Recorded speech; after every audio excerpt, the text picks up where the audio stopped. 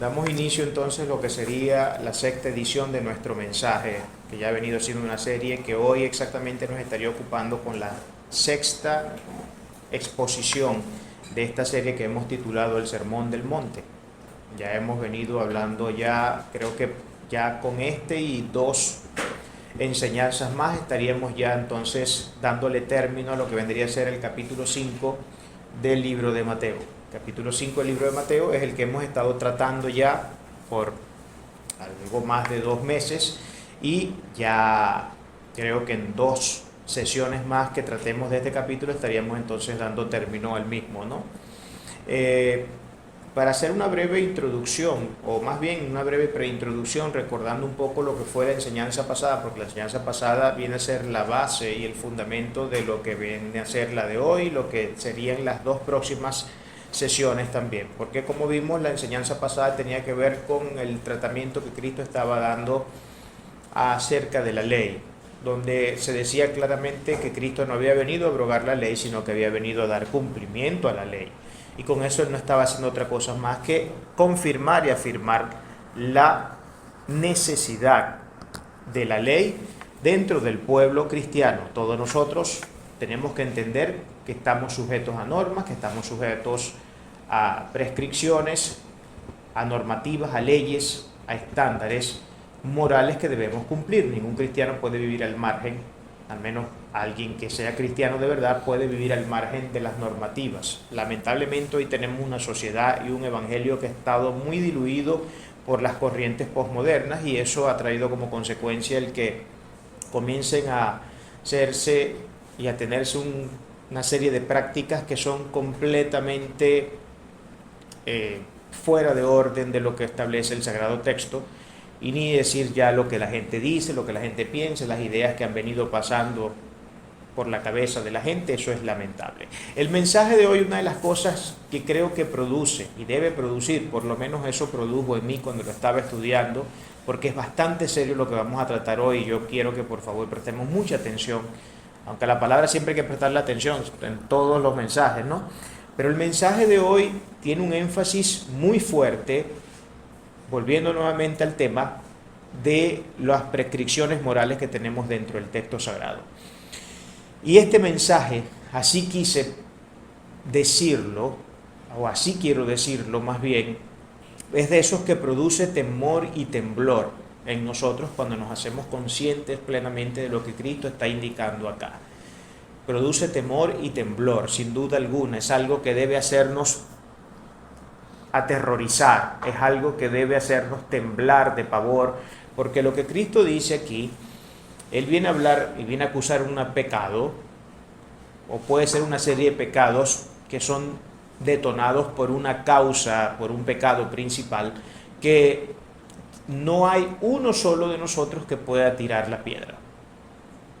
Ninguno de nosotros podría tirar esa última piedra que Cristo le pidió a aquellos hombres y mujeres que querían apedrear a la mujer adúltera. Al decir Cristo, el que esté libre de pecado, pues el que no tenga ningún tipo de culpabilidad y que tenga una perfecta moral, entonces tire la piedra. Pero por supuesto que no hubo quien pudiera tomar una de esas piedras y lanzársela a la mujer adúltera. Y creo que aquí estamos ante un mensaje en el cual sin duda alguna todos somos en una u otra medida hallados nuevamente culpables, ¿no? Ya vamos a ver de qué se trata todo esto. Estamos entonces en la continuación de esa cátedra que Cristo viene dando acerca de la ley, donde Cristo en ningún momento dijo, ni quiso insinuar, ni de manera indirecta trató de hacernos saber que la ley ya no tuviera ningún tipo de valor, ningún tipo de utilidad para nosotros los que somos creyentes cristianos, evangélicos o como sea que nos quieran llamar. Para los reformados en la fe tenemos leyes y Cristo se encargó de darle una exposición magistral a la importancia que esa ley debe seguir teniendo para todo creyente que transita dentro de la fe cristiana. Hay que seguir cumpliendo esas normativas. Ya por supuesto nosotros pudimos en lo que fue la sesión anterior describir exactamente cuáles son las formas de leyes en las que todavía nosotros nos debemos y cuáles tenemos que cumplir y tenemos ante ellas una gran responsabilidad. Habíamos hecho una clara distinción entre lo que eran las leyes ceremoniales, lo que eran las leyes de la jurisprudencia judía, en lo que eran los ritos, las ceremonias, y ni decir ya lo que era el material legalista de los escribas y fariseos, ante cuyas leyes no tenemos ningún tipo de responsabilidad moral. Pero esos 10 mandamientos siguen y deben seguir rigiendo la vida de todo creyente, de practicante, de todo cristiano practicante. El énfasis que Cristo hace acá es el énfasis que viene acusando la práctica cristiana, la fe cristiana desde los inicios. El hombre, uno de los grandes problemas que tiene, uno de los serios problemas que tiene el ser humano, una de las grandes enfermedades que nos han aquejado a través de los siglos, ha sido la enfermedad del desamor. Hay 2 grandes enfermedades, no sé si podríamos eso resumirle en una sola, pero hay 2 grandes enfermedades que tiene el ser humano. Una es el pecado, que es la más grande enfermedad que todos los seres humanos tienen, y 2, por consecuencia de eso mismo, la enfermedad del desamor. Y prácticamente y básicamente lo que Cristo viene a acusar en el mensaje de hoy es precisamente un pecado o una serie de pecados que surgen como consecuencias de no amar como Dios dice que debemos amar. Ese ha sido uno de los grandes problemas, sin duda alguna, de la humanidad. Vámonos entonces al texto. Hoy va a estar siendo objeto de nuestra atención. Y lo encontramos dentro del capítulo 5 de Mateo, donde seguimos avanzando en nuestro estudio y vamos a leer desde el versículo 21 hasta el 26. La palabra dice de la siguiente forma: Oíste que fue dicho a los antiguos, no matarás, y cualquiera que matare será culpable de juicio. Pero yo os digo que cualquiera que se enoje contra su hermano será culpable de juicio, y cualquiera que diga necio a su hermano será culpable ante el concilio, y cualquiera que le diga fatuo quedará expuesto al infierno de fuego. Por tanto, si traes tu ofrenda al altar y allí te acuerdas de que tu hermano tiene algo contra ti, deja allí tu ofrenda delante del altar y anda, reconcíliate primero con tu hermano y entonces ven y presenta tu ofrenda. Ponte de acuerdo con tu adversario pronto, entre tanto que estás con él en el camino. No sea que el adversario te entregue al juez y el juez al alguacil y seas echado en la cárcel. De cierto te digo que no saldrás de allí hasta que pagues el último cuadrante. Bendita sea la palabra de Dios. Gracias, Señor, por su palabra. Damos gloria, honra y honor a su santo y bendito nombre.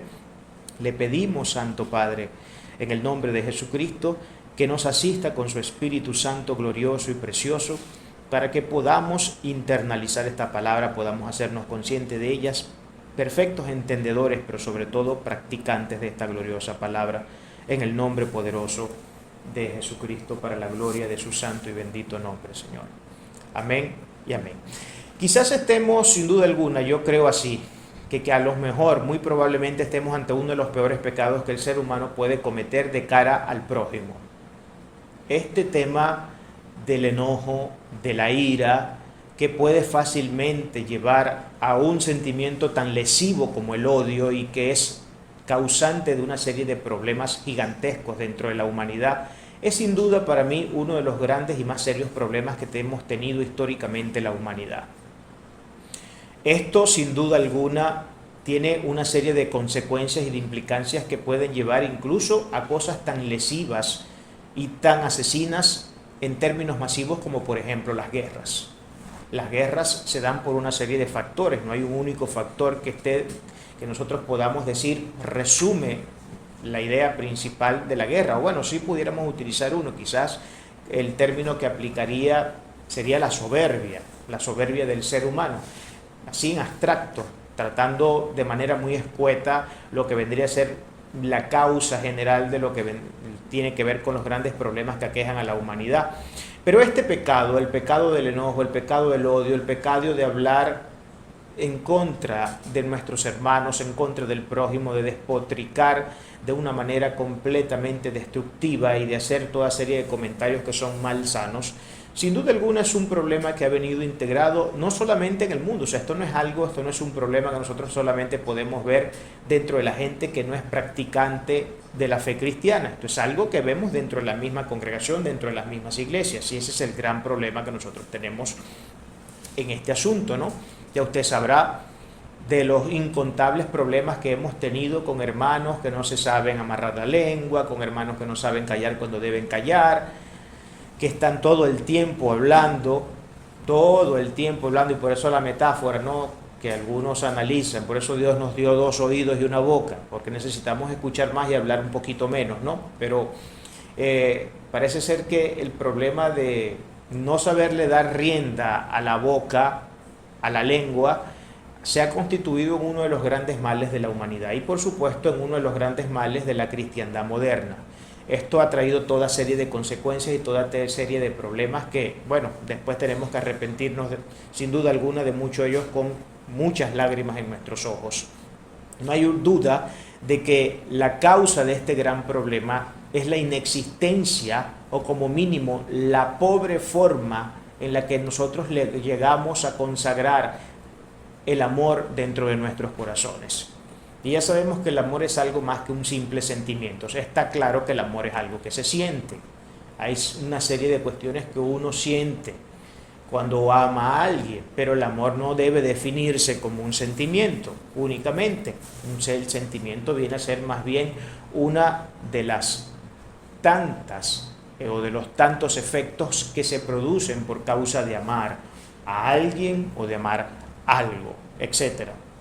Y esto Cristo no lo trata en ningún sentido con blandeza.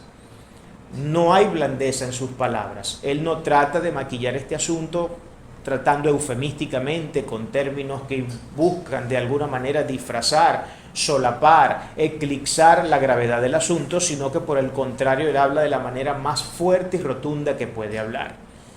Y por supuesto esta forma de Cristo hablar siempre le generaba problemas ante las personas que lo escuchaban, sobre todo aquellos falsos religiosos como escribas, fariseos, saduceos, que ya nosotros hemos podido ver un poco cuál era la anatomía espiritual que se encontraba detrás de estas personas, ¿no? Personas que, como bien Cristo describiría, eran sepulcros emblanquecidos, que estaban llenos de huesos secos, aunque por fuera se veían muy bonitos, muy blanquitos, con sus ropajes muy pulcros, pero por dentro la realidad era contraria a eso, y es que estaban llenos de completas tinieblas, estaban llenos de oscuridad y estaban llenos de toda serie de sentimientos lesivos para la humanidad. Es una magistral muestra también esto del entendimiento que Cristo tiene de la ley. Cristo, como nadie, y esto es algo que tiene que quedar grabado en nuestras mentes, pese a los comentarios que el evangelio posmoderno nos pueda decir, pese a lo que podamos escuchar de muchos historiadores y escépticos teólogos que se encargan de describir y de hacer creer cosas que están muy fuera y lejos del texto sagrado, Cristo fue sin duda alguna, y es que esto no podría ser de otra forma, cuando es quien crea la ley, porque es Dios quien crea la ley no es más que la voluntad moral de Dios expresa para la humanidad, de manera que ésta se pueda regentar a través de una serie de normas que busquen crear un orden, que busquen crear justicia, rectitud y toda serie de benignidades que la fe cristiana muy bien describe, y no de manera escueta, porque creo que la fe cristiana, sin duda alguna, le da una exposición muy profunda y detallada a todos estos términos que son sumamente importantes dentro de la convivencia humana. Por primera vez los discípulos pueden observar la ley ya no con ese elemento legalista que históricamente Israel había estado acostumbrado a exponer cada vez que trataba los asuntos de ley y de norma. Ya sabemos que los escribas, los fariseos y toda esta gente a quien Cristo consecutivamente está todo el tiempo criticándoles, desarmando y desarticulando su falsedad. Esta gente se encargó de manera muy profesional de crear un legalismo increíble y asombroso de la ley. Para que me entiendan en palabras muy simples, el legalismo tiene que ver con hacer leyes sobre la ley. Es decir, hay una ley inicial, una ley que Dios muestra.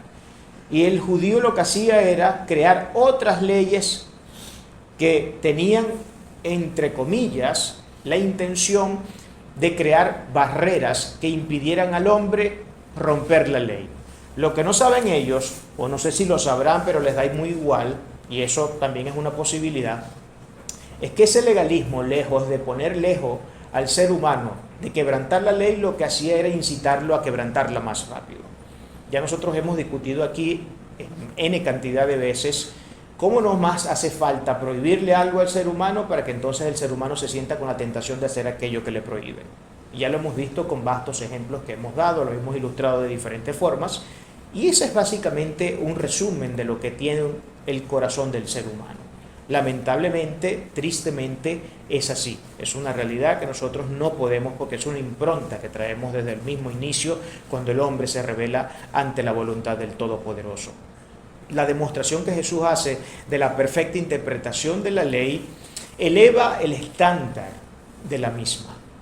Muchos creen, incluso para los que todavía creen que hay algo de ley que cumplir dentro del cristianismo, me refiero por supuesto a cristianos, que sí, es verdad que todavía hay compromisos morales que cumplir siendo cristianos y que sí hay algunas leyes que nosotros debemos cumplir, pero no de la forma como se practicaba en tiempos antiguos o no con aquella seriedad y aquella pertinencia que tenía en los tiempos de Cristo, sino que de una forma un poco ya, digamos, más light, ¿no? Entonces ya no es como que muy necesario el de tomarse muy a pecho estas cuestiones, sino que puesto que ya Cristo hizo lo que tenía que hacer y nos justificó, nos declaró justo, nos imputó su justicia, etc. Entonces, bueno, ya, si bien hay que cumplir con ciertos reglamentos, tampoco es que se mate mucho la vida en hacerlo, hermano. O sea, si los quebranta, no pasa nada. Pida perdón y listo. En ese sentido, pues tenemos a un cristiano completamente libertino, un cristiano liberal, un cristiano que puede darse las licencias que le dé la gana y no hay ningún problema con eso porque esta es la forma de pensar que tiene. Entonces Cristo, lejos de dar un mensaje en contra de la ley de Dios, más bien Él no solamente lo ratifica y lo afirma, sino que pone el asunto aún más serio de lo que era. ¿Qué fariseo o saduceo o escriba podría imaginarse que el adulterio, por ejemplo, y ese va a ser el mensaje que nos va a estar ocupando para la próxima sesión de la serie El Sermón del Monte, que el adulterio, por ejemplo, no es solamente un acto que se consolida en la facticidad del hecho material, sino que es un acto que se consuma en la mente, aunque no se haga absolutamente nada, sino simplemente uno lo piense. Pasó una muchacha por el frente, la vi, me la comí con la vista y me hice todo tipo de imágenes morbosas en la mente. ¿Qué iba a pensar un fariseo que hacer semejante cosa lo hacía ser tan culpable como que hubiese hecho el acto material? Pues Cristo viene a ponerle una sazón mucho más plena al asunto de la ley y por supuesto bastante más seria, porque ya no es un tema que se trata solamente de la facticidad de los hechos, los cuales pueden ser denominados o determinados como pecado, sino que es una cuestión que se consume primero en el corazón. Y puesto que el pecado, porque acuérdense que de la abundancia del corazón habla la boca, eso dice la Biblia, pero yo me atrevería a decir en una lectura entre líneas que no solamente habla la boca, sino que se mueven las manos, se mueven los pies, se mueven los pensamientos. Todo esto procede del corazón del ser humano. Así que no es solamente que la boca hable, es que nuestros miembros también se mueven a hacer lo que no deben hacer, tocan, agarran lo que no deben tocar y lo que no deben agarrar, y todo esto se debe a la malicia que hay en el corazón del ser humano. Esto es algo que está claro y que es muy fácil de evidenciar en el material ontológico del ser humano. Los primeros versículos de esta enseñanza dicen de la siguiente forma: oíste que fue dicho a los antiguos, no matarás, y cualquiera que matare será culpable de juicio. Pero yo os digo que cualquiera que se enoje contra su hermano será culpable de juicio, y cualquiera que diga necio a su hermano será culpable ante el concilio, y cualquiera que diga fatuo quedará expuesto al infierno de fuego. Hay una demostración mesiánica aquí de que la ley es mucho más seria de lo que se creía. Por regla general, siempre se creía que homicidio era, asesinato era ir al acto material. Uno llegaba, agarraba, para esos días no puedo decir que una pistola, pero podría ser un arco o una flecha, o podría ser lo mismo un puñal, o podría ser que lo mataran a pedradas y asesinaba entonces a una persona.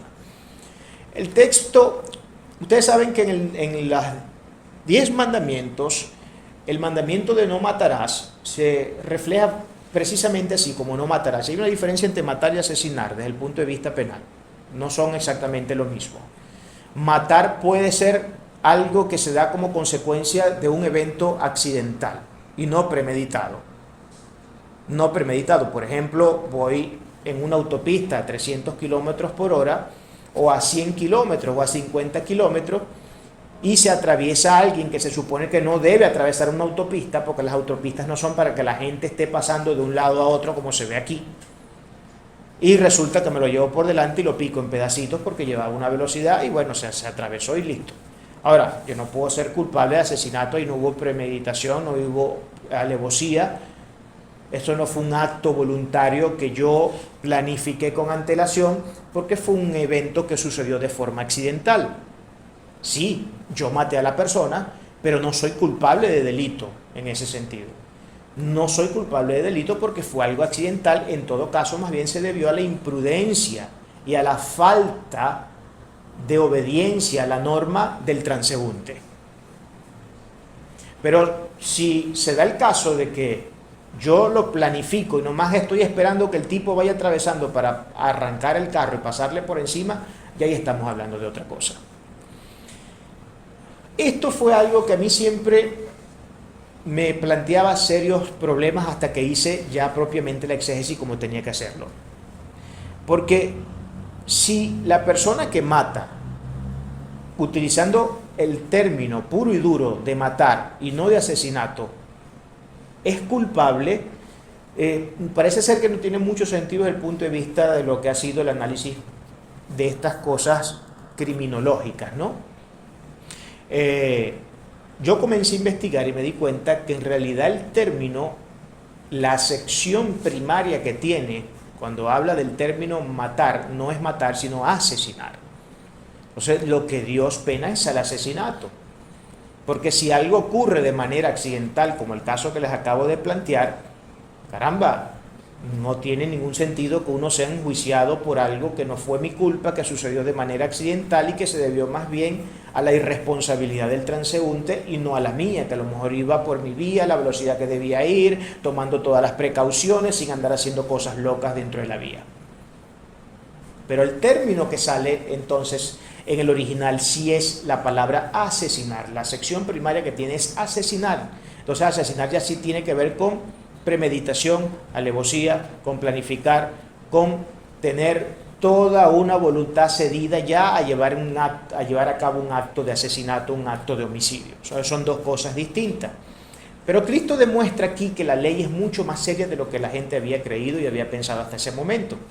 Es que Él dice, es que no solamente son culpables de juicio, y no solamente van al juicio las personas que cometen asesinato, sino que incluso son culpables de juicio aquellos que se enojan contra sus hermanos. Y aquí hay que hacer una distinción porque hay dos términos griegos que categorizan la palabra enojo, que no son lo mismo. Y es uno de esos dos los que Cristo está condenando de manera rotunda. Vamos a ver cuáles son esos términos. Por ejemplo, tenemos el primer término que tiene que ver con la palabra griega timos. Timos tiene que ver con un enojo que es breve, con un enojo que no se extiende en el tiempo y que se resuelve rápidamente. No sé, se me viene a la mente el ejemplo de un niño. Por eso la palabra dice que para poder entrar al reino de los cielos hay que ser como un niño. Un niño, usted le hace algo que no le gustó y a la vuelta de no más de 2-3 minutos, por feo que haya sido lo que le haya hecho, se le olvidó y es como si no hubiera pasado nada. Se le quitó la rabia, se le quitó el odio, se le quitó la contienda, no tiene ningún tipo de pensamientos, ni de intenciones, ni deseos de venganza, porque el niño no piensa así. Pero el adulto ya es una cosa mucho más seria. El adulto comienza a imaginarse cosas, comienza a pensar, puede extender ese enojo de una manera tan depravada y discriminada que eso puede llegarse a convertir en un odio muy lesivo en contra de la persona y llevar incluso a planificaciones como venganza. Esas son dos cosas muy distintas. Pero este primer término referencia a la ira que es rápida, que es ese enojo que puede experimentar un niño porque de repente le des un golpe, pero que se le pasa en cuestión de minutos. Y en cuestión de minutos ya estás nuevamente hablando con él como si no hubiera pasado absolutamente nada.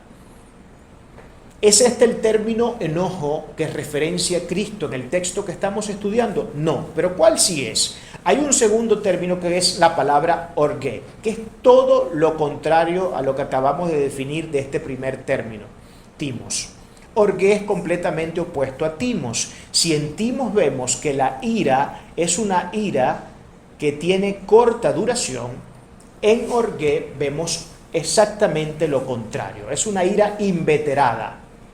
Es una ira que se arraiga de tal forma que no permite que podamos cumplir el mandamiento que dice: no se ponga el sol sobre vuestro enojo, sino que es una ira sobre la cual el sol se pone una y otra vez, una y otra vez, una y otra vez, y pueden pasar años. Hay personas que crean rencillas que pasan los años y los siglos y los milenios y no se las han quitado.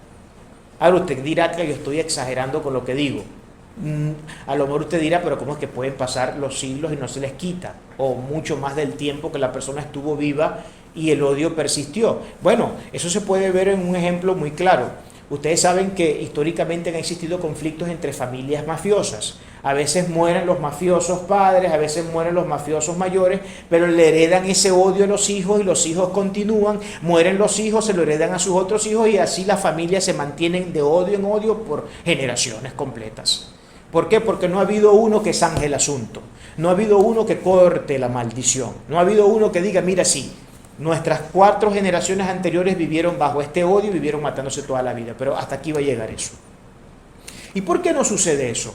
Porque son personas cuyo corazón está lleno de una malicia absolutamente inquebrantable, de una malicia que es sin duda alguna totalmente enjuiciable.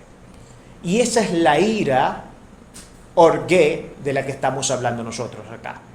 Y esta es la ira a la que Cristo se está refiriendo. Esta ira que no permite que el sol se deje de poner sobre vuestro enojo. Esa ira que no permite que nosotros transemos, que nosotros zanjemos los asuntos y resolvamos las rencillas y los problemas que pueden haber y que pueden traer como consecuencia el estar atesorando este tipo de problemas. Este tipo de ira, por lo que acabamos de leer en el texto, era objeto de juicio. Miren qué serias eran las cosas en aquellos tiempos en Israel. Usted sabe lo que significa que a usted lo lleven a juicio por enojarse, por sentir ira. ¿A quién se lleva hoy a juicio por sentir ira? ¿A quién se lleva hoy a juicio? Y no solamente hoy, todas las décadas y todos los siglos después de estos tiempos históricos, ¿a quién se ha enjuiciado porque diga: me cae mal el vecino? Y es que no lo puedo ver, y es que si lo veo se me descompone el día.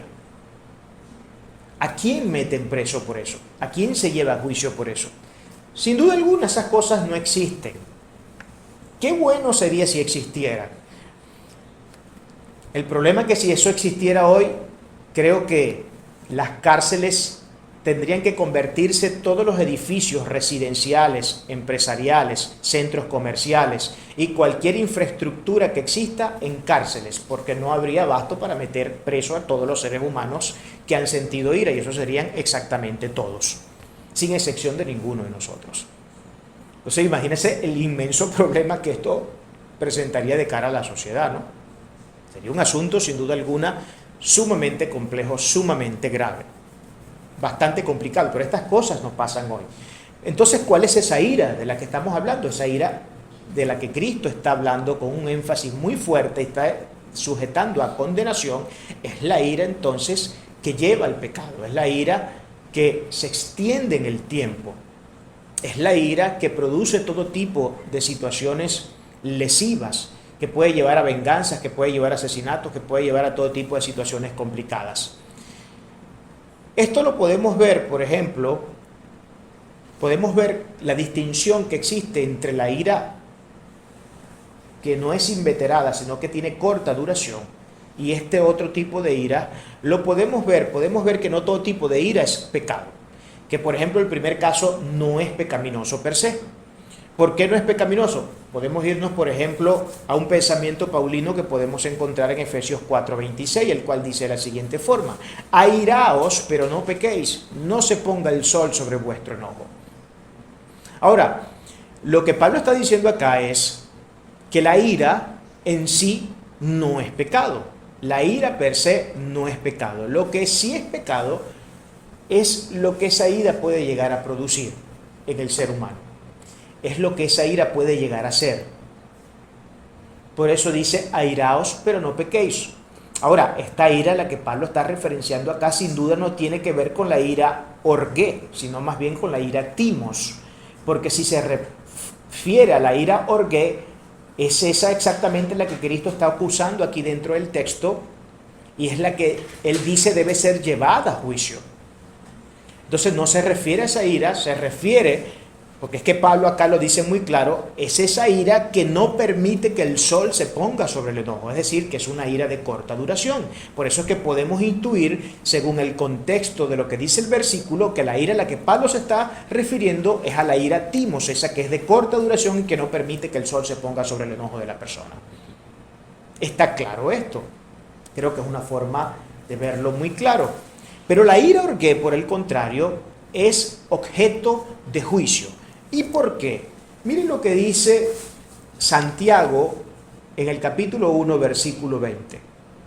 Vamos a entender por qué ese tipo de ira sí es causante de juicio. Dice Santiago, porque la ira del hombre no obra la justicia de Dios.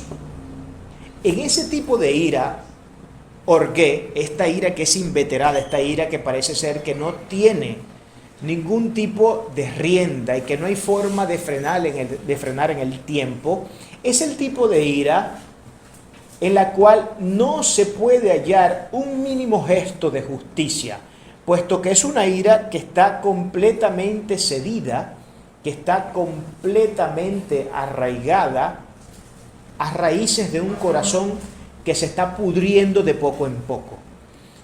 Miren, hermanos, y estas son cosas que no solamente nosotros podemos confirmar desde el punto de vista espiritual, desde el punto de vista de lo que los textos sagrados nos pueden decir acerca de este problema. Es algo que desde el punto de vista psicológico y psiquiátrico se aconseja mucho no hacer. Los psicólogos y los psiquiatras están cansados de aconsejar a la humanidad que no llenen su corazón de odio, de rencilla, porque saben lo contraproducente que es. Esto es un veneno, estos son toxinas que envenenan el alma, ennegrecen aún más el alma del ser humano.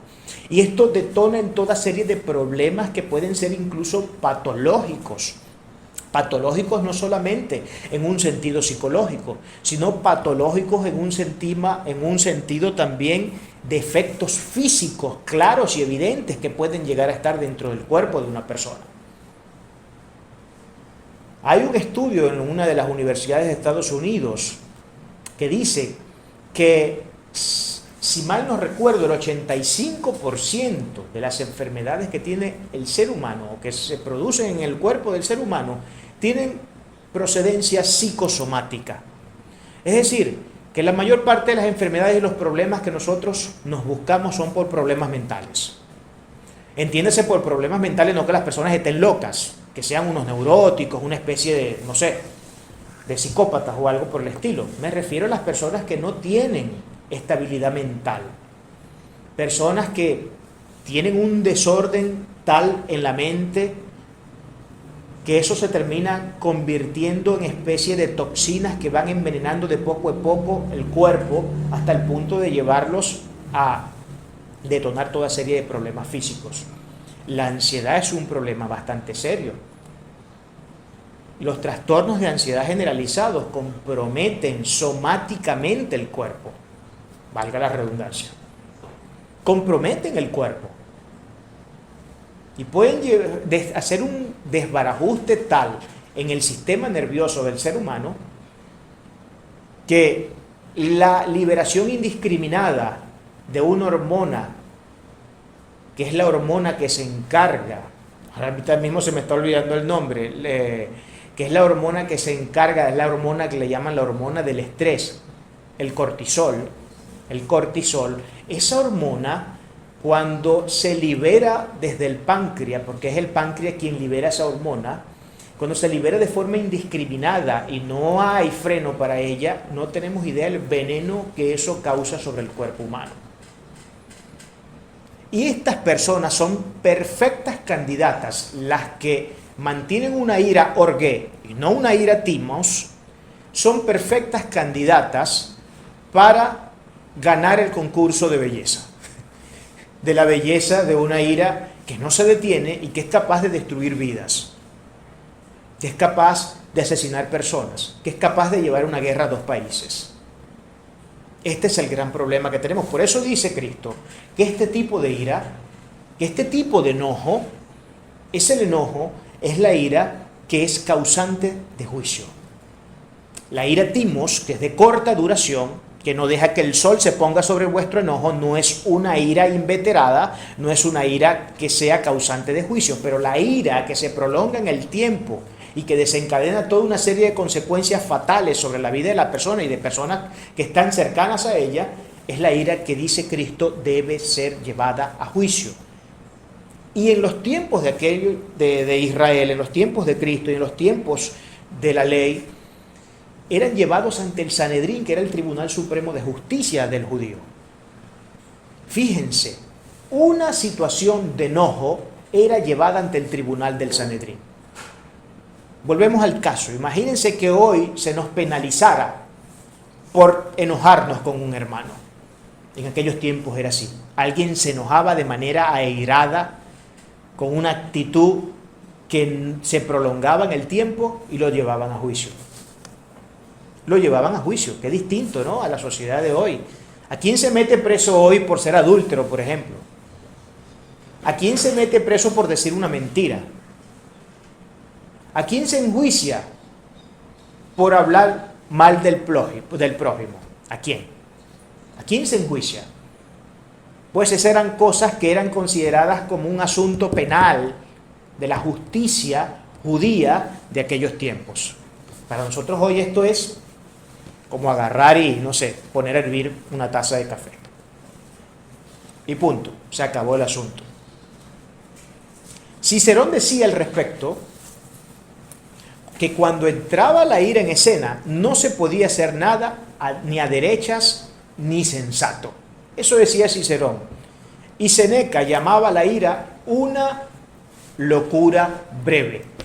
Fíjense que quienes están diciendo esto, tanto Cicerón como Séneca, eran personas paganas. No estoy hablando de cristianos practicantes, estoy hablando de paganos, quienes entendieron que la ira era una toxina que podía destruir la humanidad. Todavía hay muchos cristianos que parece ser que esto todavía no lo logran todavía anclar a la mente y a la conciencia.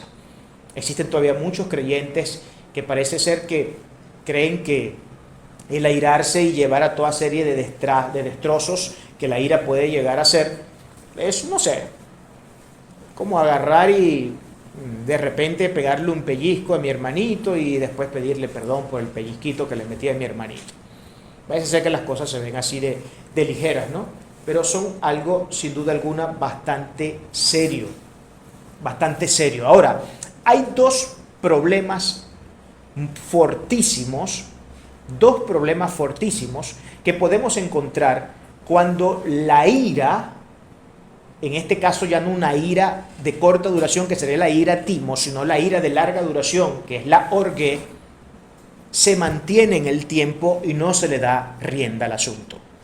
Cuando no se zanja un asunto, cuando no se resuelven situaciones, van a pasar dos cosas que Cristo está describiendo en el texto. Una es llamar necio a mi hermano y la otra es llamarlo fatuo. Y para ambos casos hay condenación. Uno tiene peor condenación que el otro. Vamos a ver exactamente. La palabra necio viene del término griego raka. Raka, ese es el término griego que se utiliza cuando escuchamos o cuando más bien leemos la palabra necio en el texto bíblico, en el Nuevo Testamento. Eso significa cabeza hueca, indigno, alguien que es un completo tonto, un imbécil, con un tono de absoluto desprecio hacia la persona. Entonces se le dicen todas esas cosas, toda esa serie de insultos se propinan sobre la persona, pero además con un tono agresivo, de odio, que se puede ver, se puede notar. Porque a veces no es tanto, por eso existe la frase esta, que no es tanto lo que se dice, sino cómo se dice, ¿no? A veces uno puede decirle a alguien tonto, pero se lo dice en un tono y con una cara que refleja que uno no lo está llamando tonto de verdad o que se lo está diciendo en jueguito. Pero hay otras veces que no. Hay otras veces que no. Entonces, este es el término. Ahora, para raca, el que llamara raca a alguien, este era un insulto que llamaba a un juicio muy severo. La persona era llevada ante el Sanedrín, Tribunal Supremo de los Judíos. Esta persona era llevada al Sanedrín por llamar raca a alguien. Imagínense que usted sea objeto de penalización por el Estado porque le dijo tonto al vecino o porque le dijo imbécil. Ah, me dijiste imbécil, ya te voy a llevar ante la fiscalía. Te agarran y te meten una demanda y en cuestión de unas horas llega una comisión de policías a tu casa y te enjuician. Te llevan a juicio, te llevan al tribunal para ser enjuiciado porque llamaste tonta, porque llamaste imbécil a una persona. Así de duro es el estándar de Cristo en el tema de la ley. Puede que hoy no existan literalmente instituciones que nos penalicen, que nos imputen por decirle tonto a una persona. No hay tribunales humanos que hagan eso. Pero hay un tribunal superior, muy superior al tribunal humano, que sí va a tener que todas esas cosas que hemos hecho están siendo registradas en un libro. Que el día que pasemos a juicio, sin duda alguna, el Señor nos va a recriminar todas esas cosas si no nos hemos puesto a cuentas con Él y si hemos dejado asuntos sin resolver.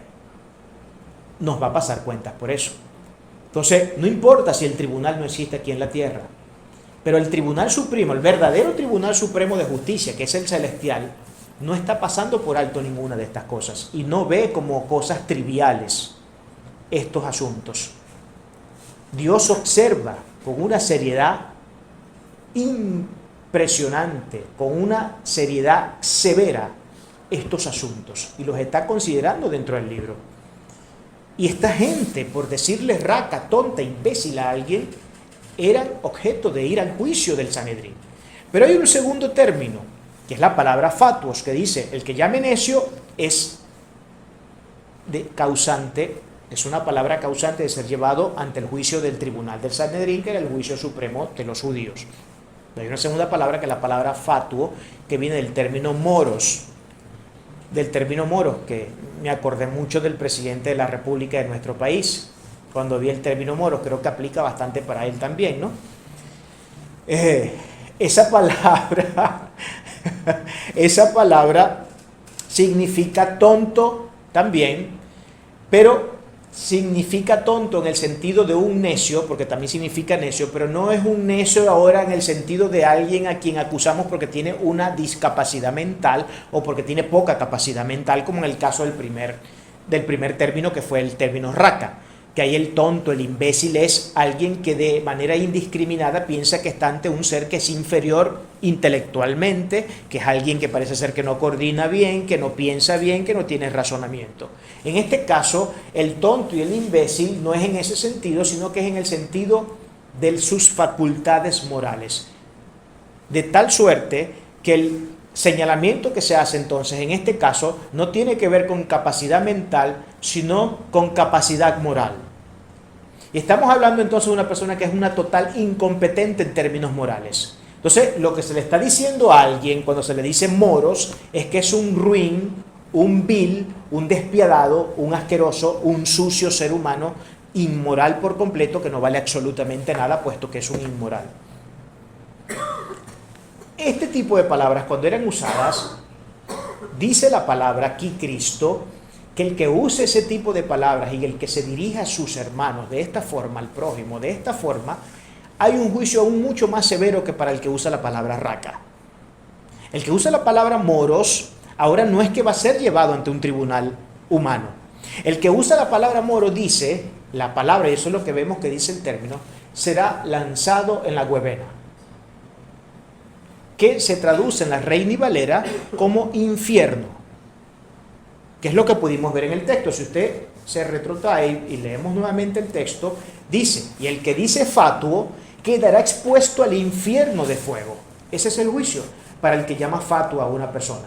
Quedará expuesta al infierno de fuego. La palabra que se utiliza allí, la utiliza por cierto la Peshita, es la palabra Guevena, que es la que se traduce como infierno. Pero Guevena tenía que ver con el valle de Hinón, que era un valle que estaba ubicado al suroeste de Israel, o de Jerusalén más bien, y era el lugar de los desechos públicos de la ciudad, donde el fuego nunca se consumía y estaba todo el tiempo ardiendo, y había una especie de gusanos que no se consumían con las llamas.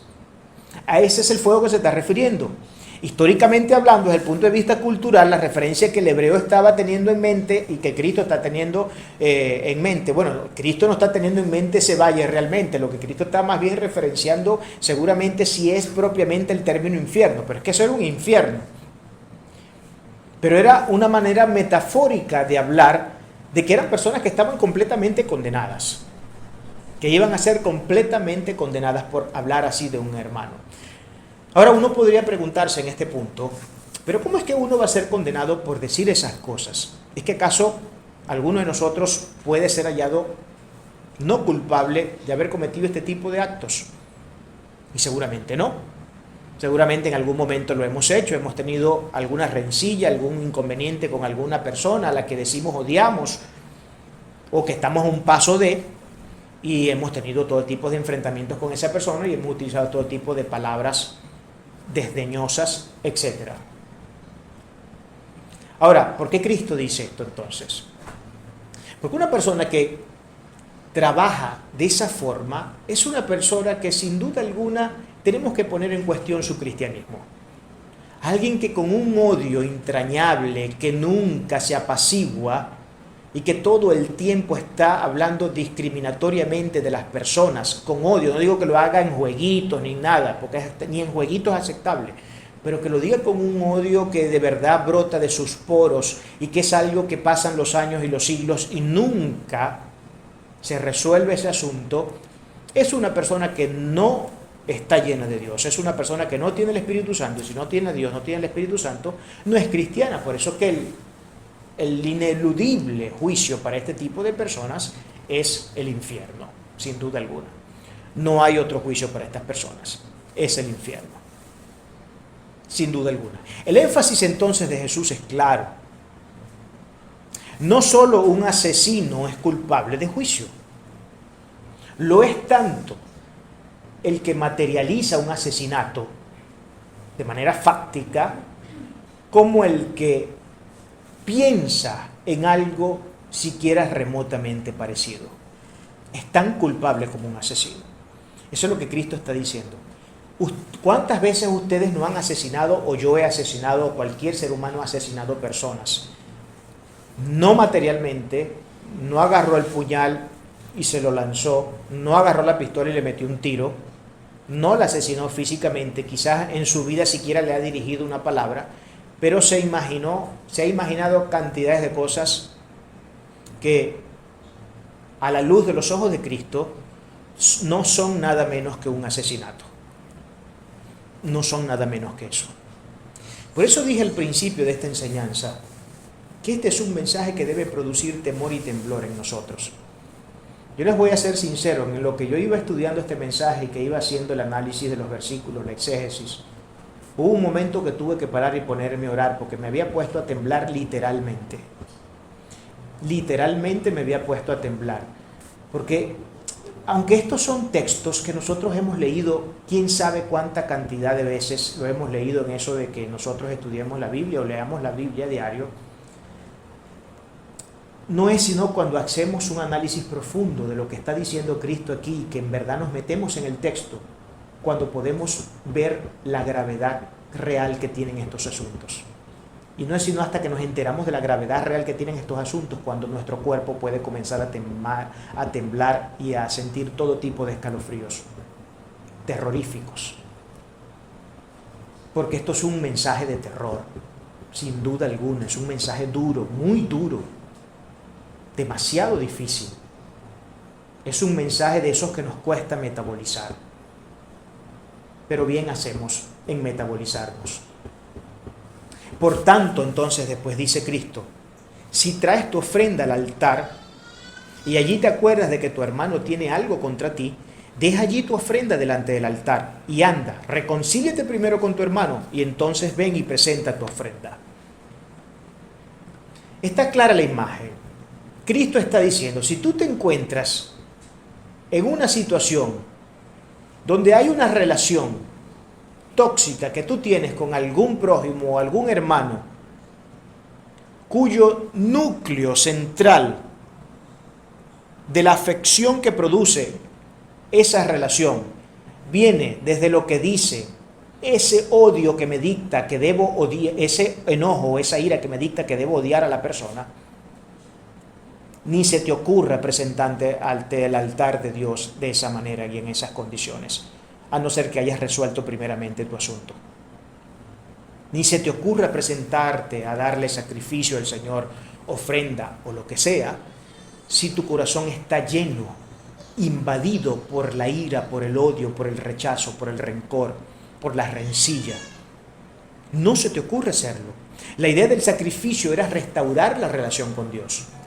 Cuando un hebreo iba a hacer sacrificio, cuando se practicaban en los tiempos del Antiguo Testamento los sacrificios que se hacían anuales, el sacrificio, por ejemplo, del Yom Kippur, que era el sacrificio de la expiación, eso era un sacrificio que tenía como propósito restaurar la relación con Dios, pero solo con Dios, no con el prójimo.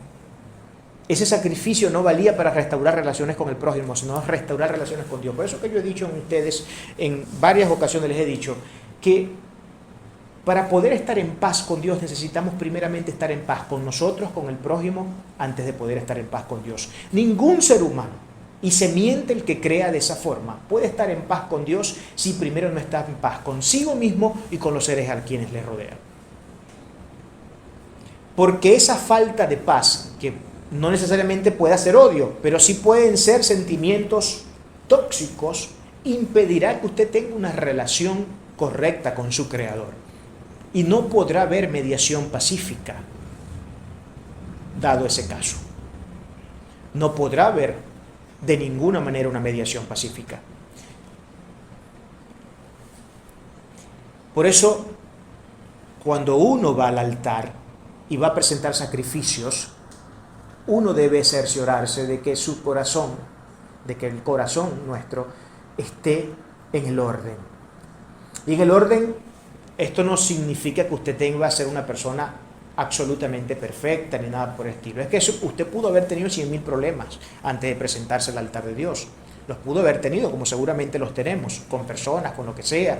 De pronto, no sé, se fue a las palabras con alguien, o hasta llegó a empuñar su mano y le lanzó un golpe a alguien, lo que sea.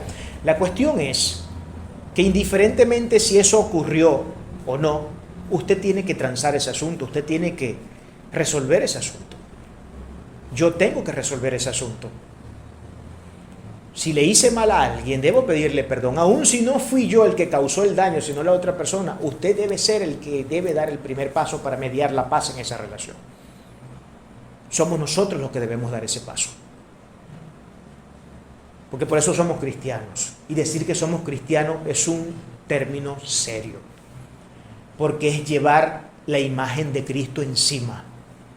Y si la imagen que usted lleva no es de Cristo, sino la de un iracundo asesino, eso es serio. Y la Guevena es sin duda alguna el ineludible lugar a donde estas personas irán. Dios no acepta entonces ningún tipo de sacrificio cuya procedencia venga de un corazón que está lleno de mancilla.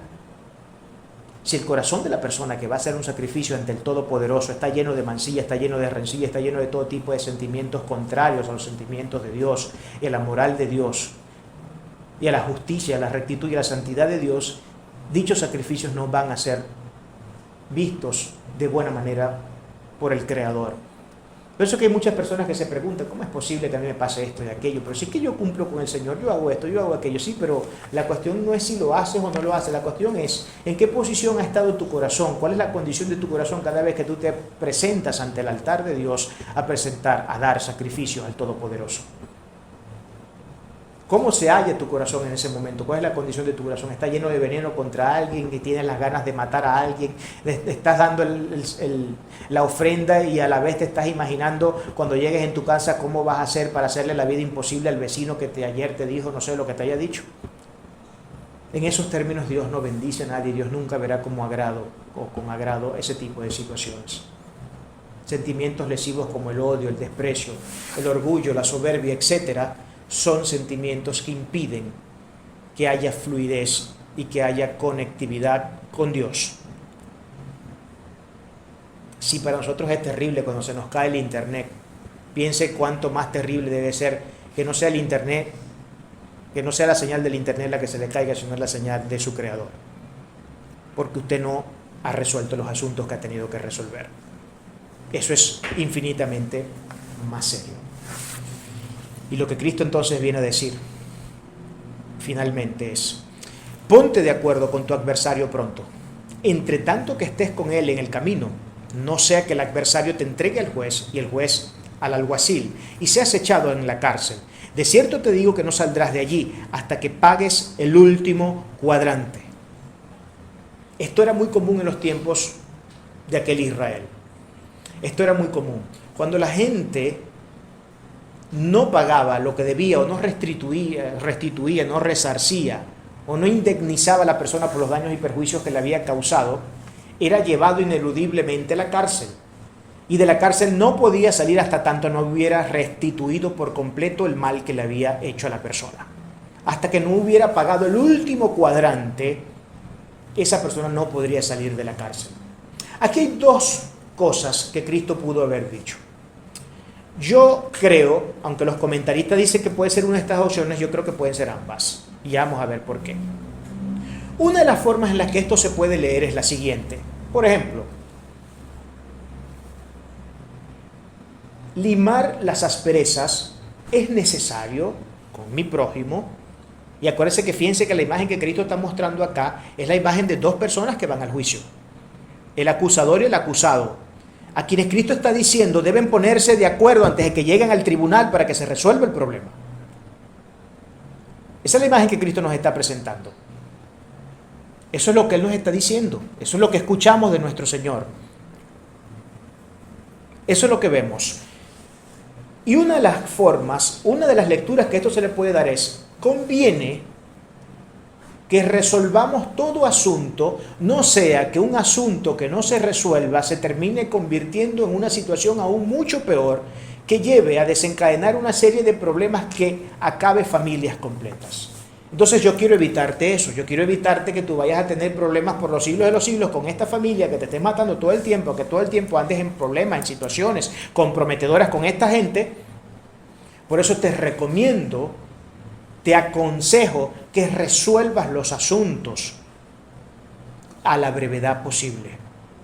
Aunque no hayamos sido nosotros los perjuiciosos, aunque no hayamos sido nosotros los que hayamos ejecutado el daño, debemos dar siempre el primer paso para consolidar la paz.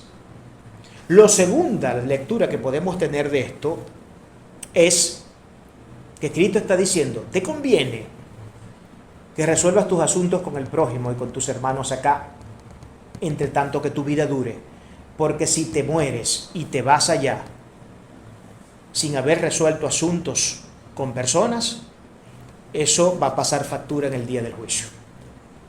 Esa sería nuestra posible segunda lectura de lo que Cristo está diciendo acá. En cualquiera de los casos, como pudimos ver, ambos traen serias y lesivas consecuencias para el ser humano. Ambos traen consecuencias muy tóxicas para cualquiera de nosotros. Es así. ¿Quién podría entonces negar lo aterrador de este mensaje? ¿Cómo podemos negar cuán aterrador es ese mensaje? Si somos medianamente conscientes ante el incisivo verbo de vida, no quedaría un solo hueso de nuestro cuerpo ileso de experimentar un terremoto de gran magnitud. La razón de esto es clara. No existe un solo ser humano que no sea culpable del horrendo pecado que hemos expuesto hoy. No existe un solo ser humano. En un sentido, tengo que decir que todos somos culpables de homicidio, en un grado menor o mayor, pero lo somos. Temor y temblor es una experiencia ineludible, la que deben sentir nuestros cuerpos al escuchar tan aterradoras palabras. Este es uno de esos mensajes que desarticula por completo la creencia en un evangelio light, cuya responsabilidad moral pareciera no ser necesaria. El presupuesto común para creer tal aberración es que ya no tenemos ningún tipo de ley que norme la vida del creyente, puesto que lo único que se necesita es vivir por fe. Eso es lo que dicen muchas personas. Hermano, no importa. Usted lo único que necesita es tener fe. Y claro, a saber lo que fe significa para el evangelio de hoy, ¿no? Para el evangelio de muchos de hoy significa: yo declaro en el nombre de Jesús que tal cosa y tal esta.